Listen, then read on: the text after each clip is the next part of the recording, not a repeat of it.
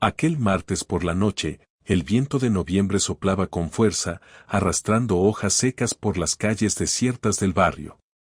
Había vuelto a casa más tarde de lo habitual después de una reunión interminable en el trabajo. Al llegar, noté algo extraño. Las luces del salón estaban apagadas, pero la del jardín trasero permanecía encendida. Una escena peculiar, considerando que Marta siempre apagaba todas las luces antes de acostarse. Dejé el maletín en la entrada y avancé hacia la ventana del comedor, desde donde podía ver el jardín. Allí estaban Marta y nuestro vecino David, el tipo que siempre parecía demasiado amable cuando venía a devolverme las herramientas que me pedía. Se inclinaban sobre algo, hablando en voz baja, como si compartieran un secreto. Aunque estaba lejos, su lenguaje corporal gritaba más de lo que sus palabras probablemente estaban diciendo. Intenté convencerme de que estaba siendo ridículo.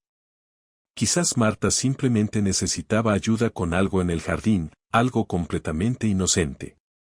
Pero mientras me acercaba a la puerta trasera, una risa demasiado familiar resonó en el aire, una risa que hacía tiempo no escuchaba de ella.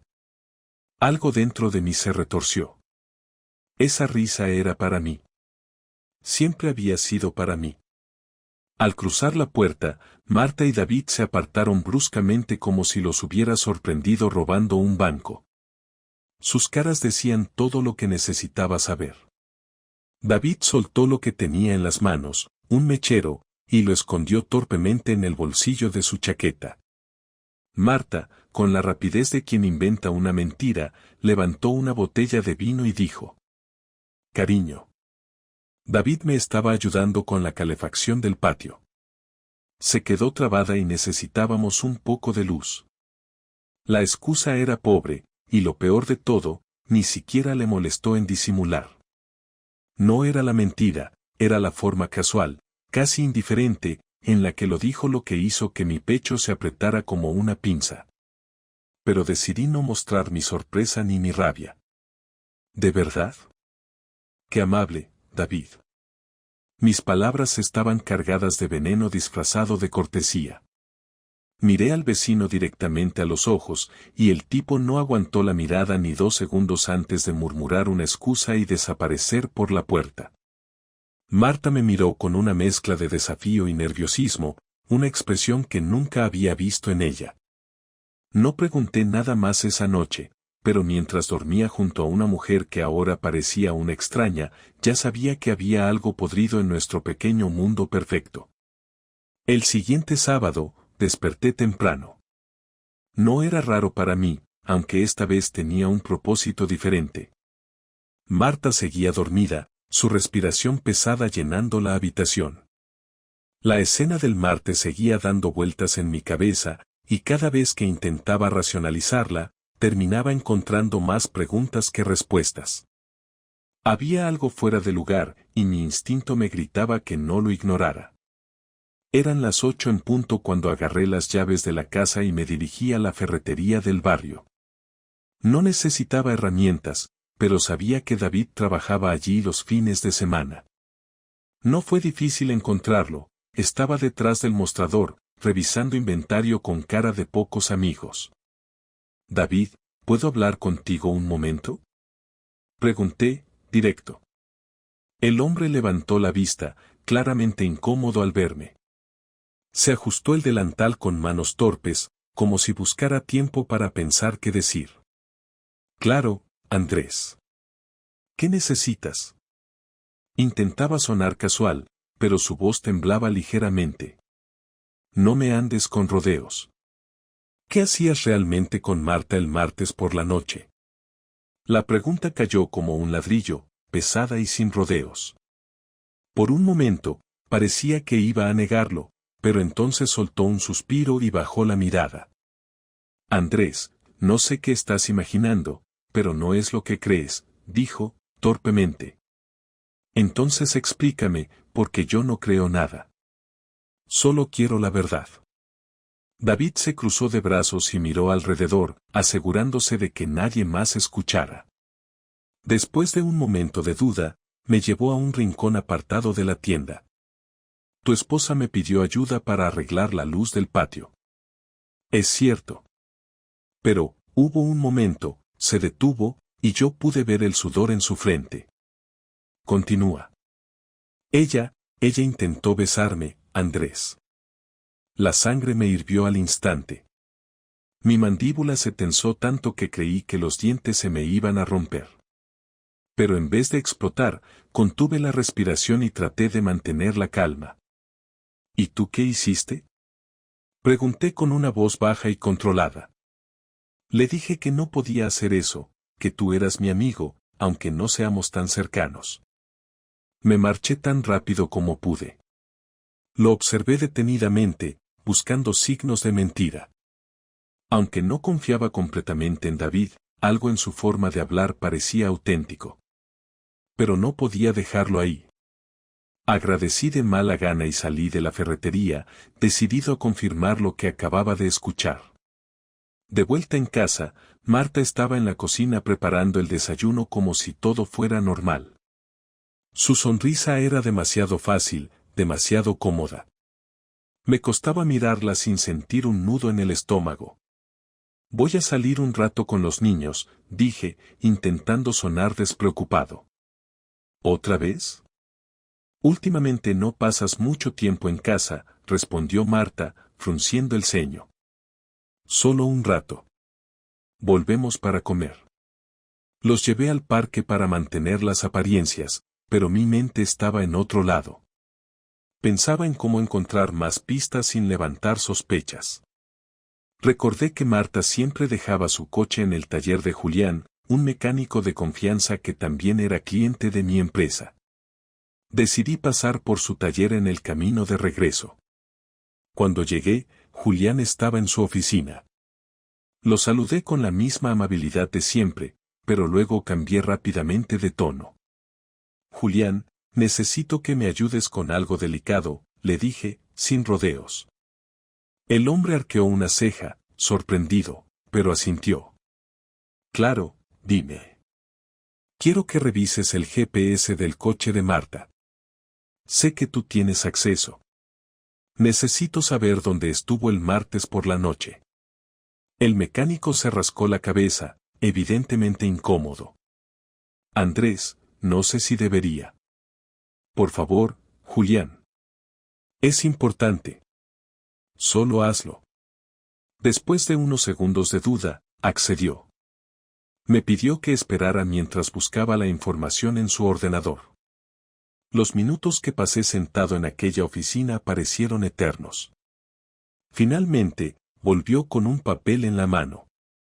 Aquí está. El coche estuvo aparcado en una dirección cerca de la calle Mayor durante casi 2 horas el martes por la noche. Cogí el papel, agradecí rápidamente y me fui. Esa dirección no tenía sentido. No era el instituto, ni una tienda, ni la casa de ninguna amiga que conociera. Decidí ir a echar un vistazo por mí mismo. Cuando llegué, lo entendí todo. Era un pequeño edificio de apartamentos, claramente de alquiler. Mi estómago se hundió. Aparqué a una distancia segura y observé por unos minutos. Había un hombre saliendo del portal y aunque estaba lejos, lo reconocí. Era un compañero de trabajo de Marta, alguien a quien había visto en más de una reunión del instituto. Volví al coche con el corazón latiendo como un tambor. Todo apuntaba a que Marta tenía una relación con este tipo, pero necesitaba más pruebas. No quería confrontarla con solo sospechas. La duda podía matarme, pero prefería estar completamente seguro antes de dar el siguiente paso. Esa noche, mientras Marta dormía, elaboré un plan. No iba a dejar piedra sin mover. Sabía que esto iba más allá de un error, había algo mucho más profundo que estaba destrozando nuestra vida. La mañana del domingo amaneció gris. Marta seguía comportándose como si todo estuviera en orden, moviéndose por la casa con una tranquilidad que me resultaba insoportable. Durante el desayuno, Clara y Alejandro discutían sobre qué película veríamos esa tarde, mientras Marta le servía el zumo con una sonrisa. Yo apenas probé bocado. Sentía un peso en el estómago que no era por hambre. Había decidido que ese sería el día. Ya no podía seguir tragándome todo esto. Cuando los niños terminaron, les pedí que fueran a jugar al jardín. Marta levantó la mirada, confundida, pero no dijo nada. En cuanto la puerta del patio se cerró, hablé. Necesitamos hablar. Ahora. La sonrisa que tenía se desvaneció de inmediato. Marta dejó el vaso sobre la mesa y se cruzó de brazos. ¿Qué pasa?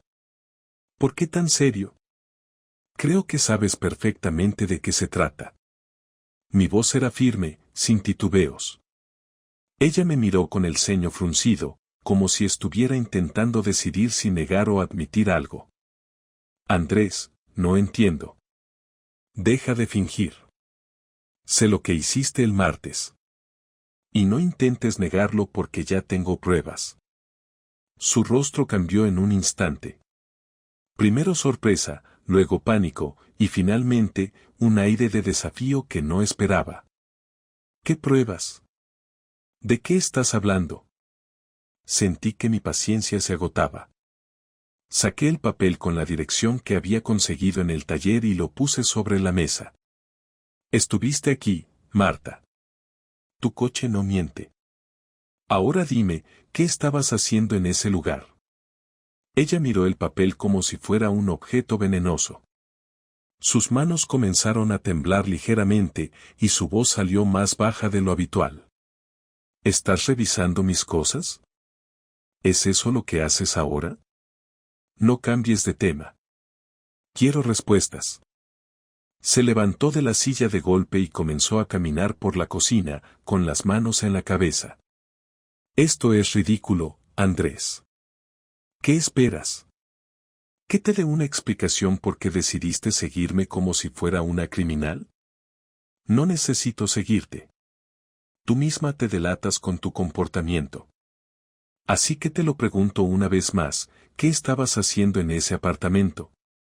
Marta se detuvo, con la espalda hacia mí, y soltó un suspiro profundo. Por un momento pensé que iba a negarlo todo. Pero cuando se giró, su expresión era diferente. No había desafío, ni rabia, ni siquiera arrepentimiento. Solo una extraña mezcla de resignación y cansancio. Está bien, quieres la verdad. Fui a ver a alguien. Sus palabras me golpearon como una bofetada. Aunque lo sospechaba, escucharla admitirlo era algo completamente distinto. ¿A quién? Pregunté, mi voz ahora más baja. A un compañero de trabajo. ¿Un compañero? ¿Qué tipo de compañero? Uno con quien he pasado tiempo. El eufemismo me enfureció. Me levanté, derribando la silla en el proceso. Dilo como es, Marta. No me vengas con rodeos. ¿Es un amante? Ella no respondió de inmediato. Bajó la mirada, y en ese silencio, lo supe todo. No hacía falta que dijera más. ¿Cuánto tiempo lleva esto? Pregunté, aunque no estaba seguro de querer saber la respuesta.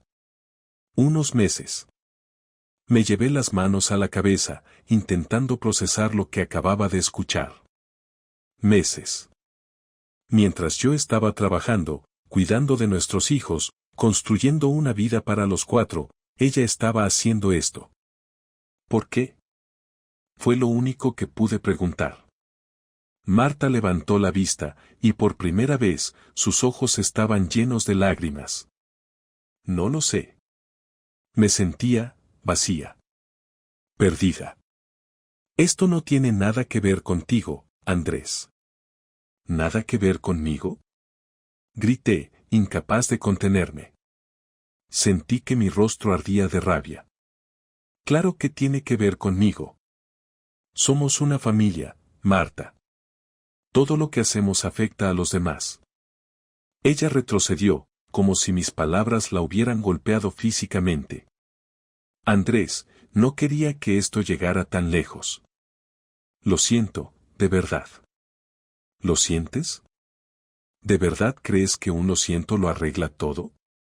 El silencio que siguió fue insoportable. Los niños seguían jugando afuera, ajenos a lo que estaba ocurriendo. Marta intentó acercarse, pero di un paso atrás. No te acerques. No quiero verte ahora mismo. Andrés, por favor, tenemos que hablar de esto con calma. ¿Con calma? ¿Te das cuenta de lo que estás diciendo? Ella no respondió. Me di la vuelta y salí de la cocina, incapaz de seguir viendo su rostro. Necesitaba espacio, tiempo para pensar. Pero en el fondo sabía que no habría suficiente tiempo en el mundo para entender cómo alguien a quien amabas podía traicionarte de esa manera. Esa noche, dormí en el sofá. Aunque dormir no es la palabra correcta. Pasé horas mirando al techo, repasando cada detalle de nuestra relación, buscando pistas, signos que hubiera ignorado. Pero nada encajaba. Por mucho que intentara encontrar respuestas, la única verdad era que Marta había decidido destruir todo lo que habíamos construido. Y yo estaba dispuesto a no dejar que se saliera con la suya.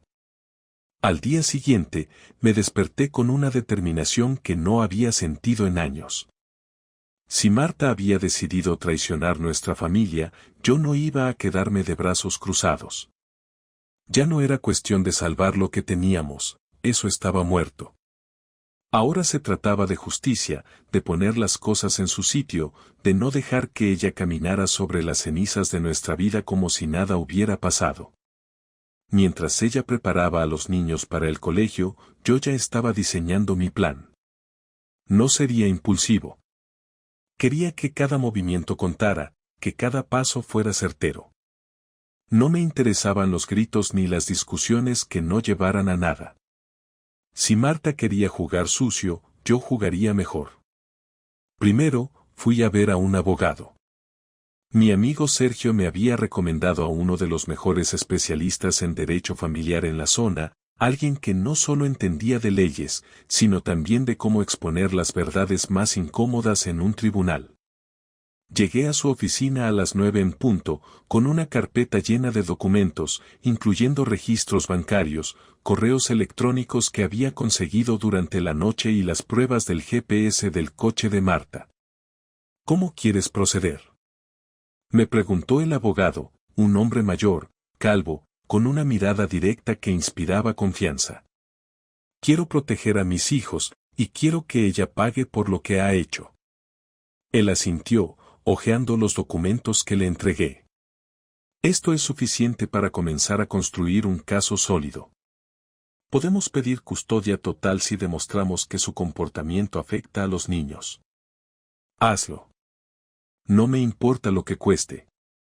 Con ese primer paso dado, me dirigí al instituto donde Marta trabajaba. Ella no sabía que yo conocía la identidad de su amante, pero gracias a mi investigación previa, sabía exactamente quién era. El tipo se llamaba Álvaro, un profesor de historia que había empezado en el instituto hace apenas un año. Llegué durante su hora libre y lo encontré en la sala de profesores. Al verme, se tensó de inmediato. Álvaro, ¿podemos hablar un momento?, dije con un tono tranquilo pero firme. Andrés, ¿verdad? ¿En qué puedo ayudarte? Intentaba sonar casual, pero su nerviosismo era evidente. No me voy a andar con rodeos. Sé lo que estás haciendo con Marta. Su rostro palideció. Antes de que pudiera responder, me acerqué un poco más. Escúchame bien. No me interesa tu vida ni tus problemas, pero si sigues metiéndote en mi familia, te aseguro que no te va a gustar cómo termina esto. Álvaro intentó balbucear una excusa, pero lo interrumpí. No me interesa lo que tengas que decir. Esta es tu única advertencia. Me di la vuelta y salí antes de que pudiera contestar. Sentí una pequeña satisfacción al verlo tan descolocado, pero sabía que esto era solo el principio. Por la tarde, aproveché que Marta estaba ocupada en el trabajo para hacer algunos arreglos en casa. Primero, cambié las contraseñas de todas las cuentas conjuntas que teníamos, el banco, la hipoteca, los servicios de streaming. No era una acción definitiva, pero quería que sintiera el impacto de lo que estaba pasando. También revisé todos los documentos importantes, asegurándome de que estaban bajo mi control. Luego, me dirigí al colegio de Clara y Alejandro. Sabía que el proceso de divorcio iba a ser duro para ellos, y aunque no les iba a contar todos los detalles, quería que supieran que estaba ahí para ellos.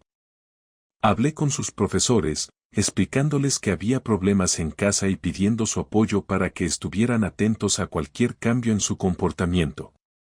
Fue una conversación incómoda, pero necesaria. Esa noche, cuando Marta llegó a casa, se encontró con un ambiente distinto. Yo estaba calmado, casi frío, y no hice ningún intento por ocultar mi desprecio. Mientras los niños cenaban en la cocina, le entregué un sobre con una copia de la demanda de divorcio. ¿Qué es esto?, preguntó, desconcertada. Es el principio del final, Marta. Has tomado tus decisiones, y ahora estoy tomando las mías. Se quedó en silencio, mirando el sobre como si fuera una bomba a punto de estallar. Intentó protestar, pero la interrumpí. No te molestes en explicarte. Ya no importa.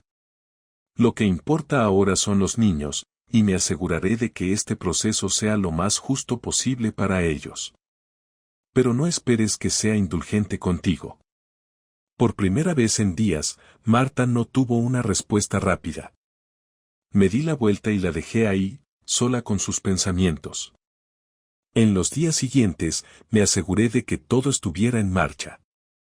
Sergio, mi abogado, me actualizaba constantemente sobre los avances del caso.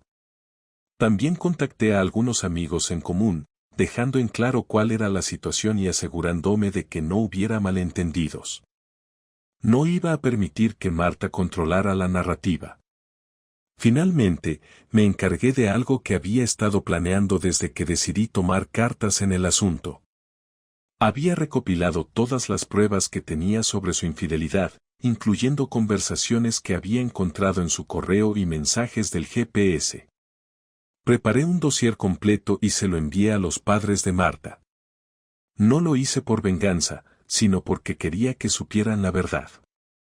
Sabía que sería un golpe para ellos, pero sentí que era necesario. Esa misma noche, Marta me enfrentó, furiosa. ¿Cómo te atreves a involucrar a mi familia? Tu familia tiene derecho a saber lo que estás haciendo. Si no querías que lo supieran, tal vez deberías haber pensado mejor tus acciones. Su rostro pasó de la ira al dolor en cuestión de segundos. Intentó justificarse, pero la interrumpí una vez más. No quiero tus excusas, Marta. Lo único que me importa ahora es proteger a nuestros hijos y asegurarme de que este proceso termine rápido. Ella no dijo nada más.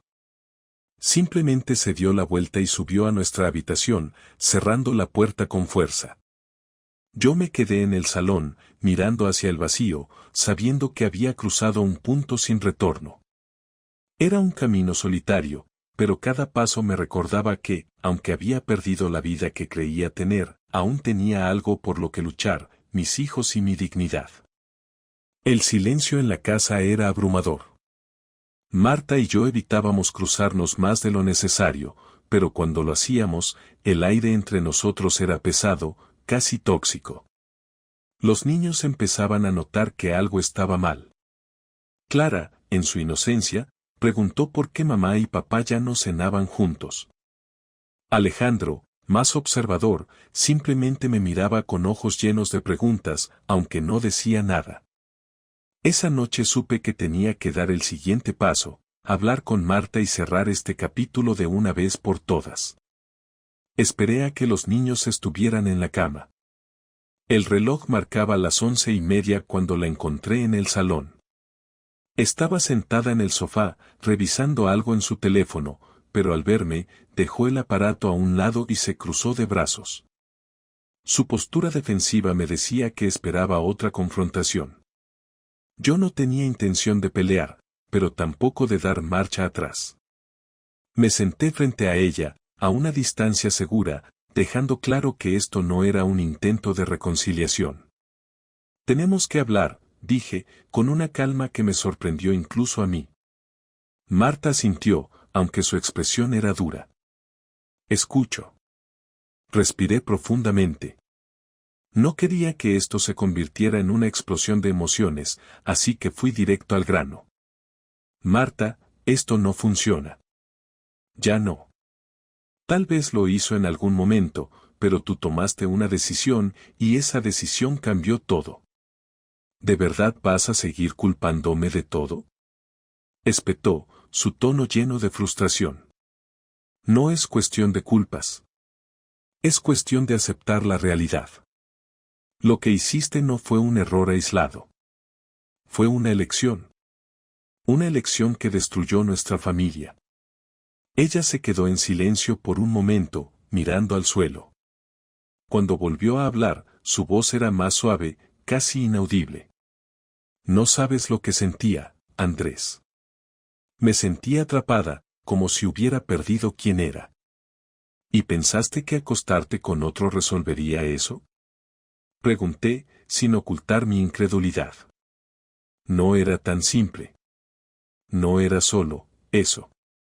Álvaro me escuchaba, me hacía sentir importante. ¿Y yo qué, Marta? ¿Yo no era suficiente? Ella levantó la vista, y por un momento, vi algo que parecía arrepentimiento en sus ojos. No es que no fuera suficiente. Es que, me perdí a mí misma, y no sabía cómo recuperarme. Quise gritarle, decirle que sus excusas eran una basura, pero me contuve. No tenía caso. Marta había tomado su camino, y yo debía tomar el mío.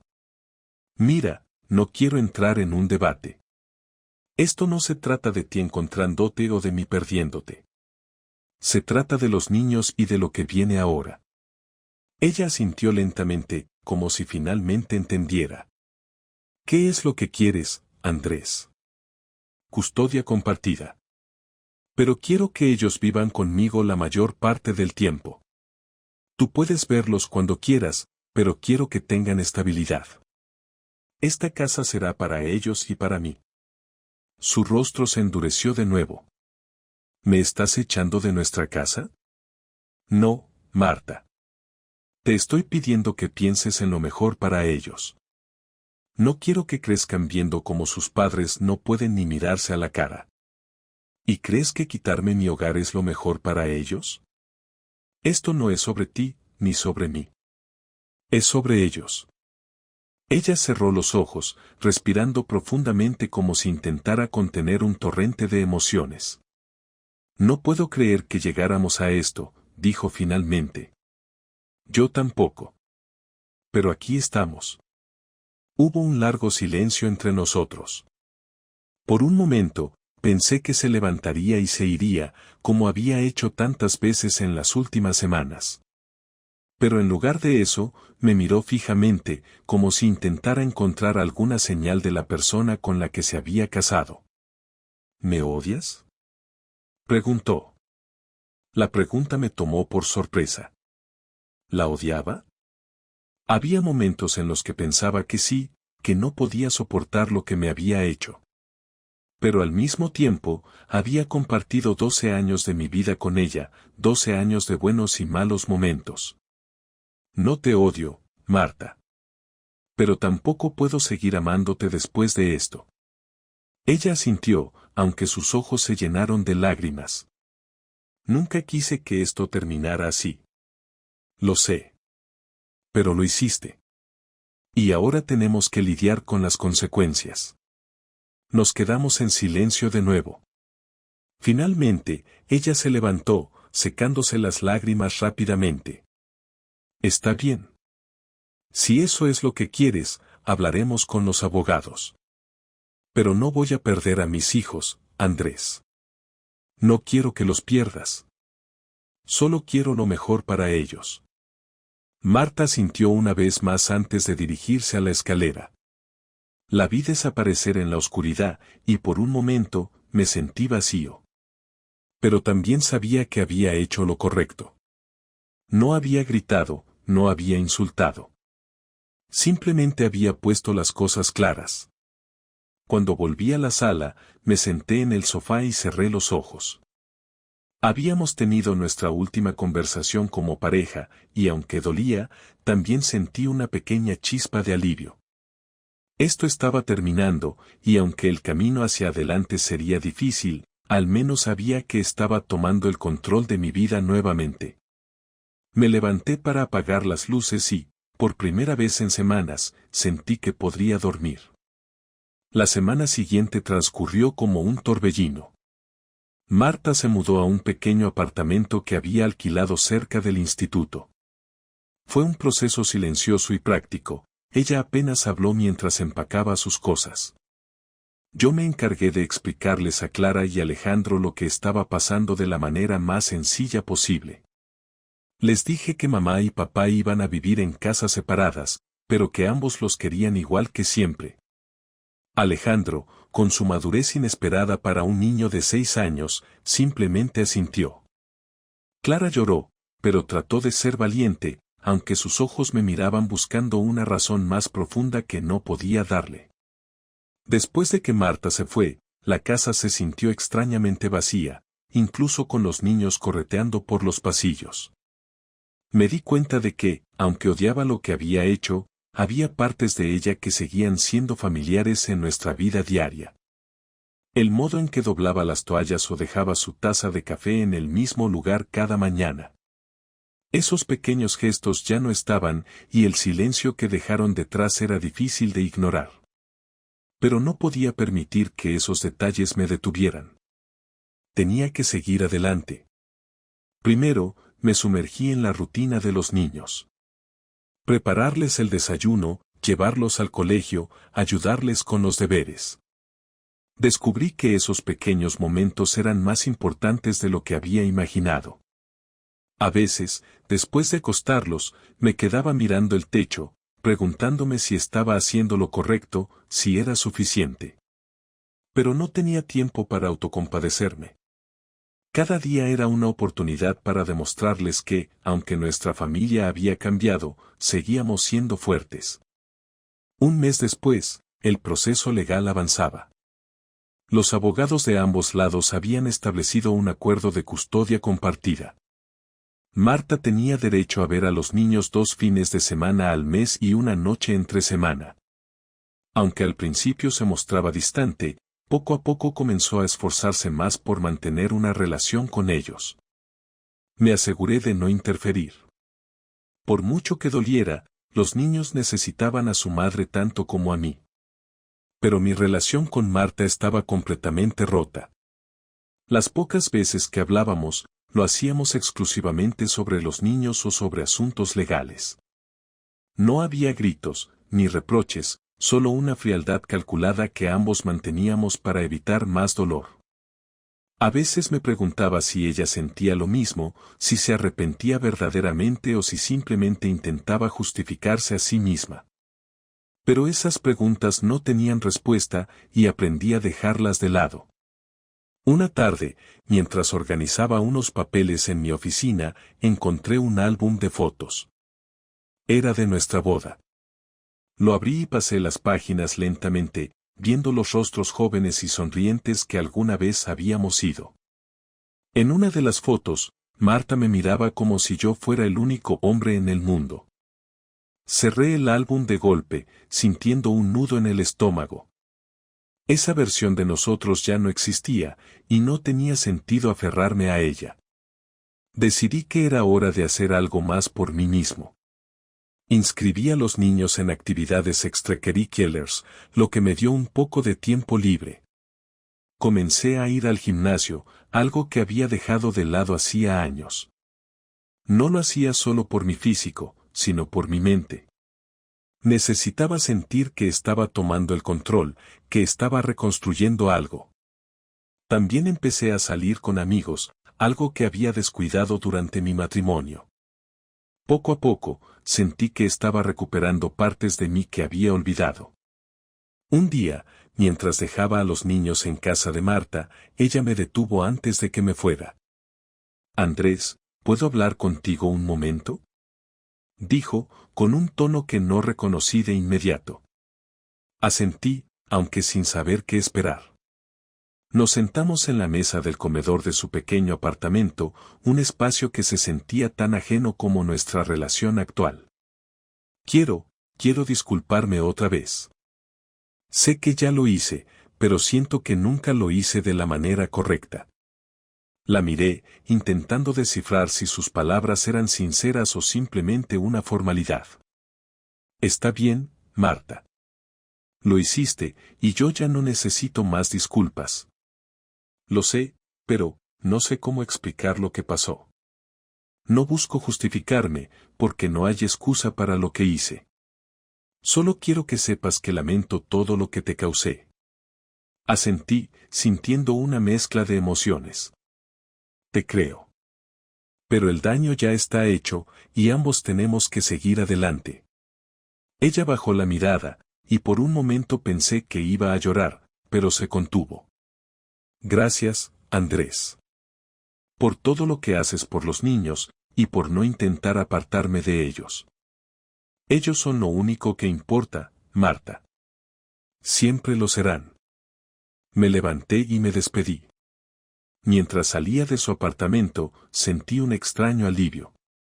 No era felicidad, ni siquiera paz, pero sí una especie de cierre. Sabía que había hecho todo lo posible por manejar la situación de la manera correcta, y eso era suficiente para mí. Meses después, la vida comenzó a estabilizarse.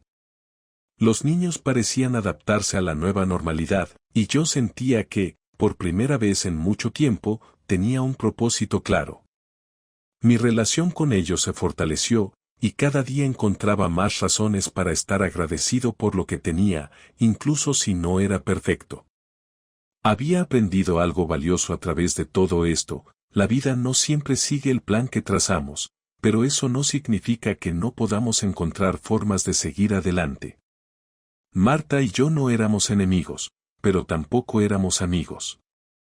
Éramos dos personas que habían compartido un camino, que se habían equivocado, pero que habían decidido priorizar a quienes más importaban. Y aunque el futuro seguía siendo incierto, tenía algo claro: seguiría adelante, no por lo que había perdido, sino por lo que aún tenía por construir.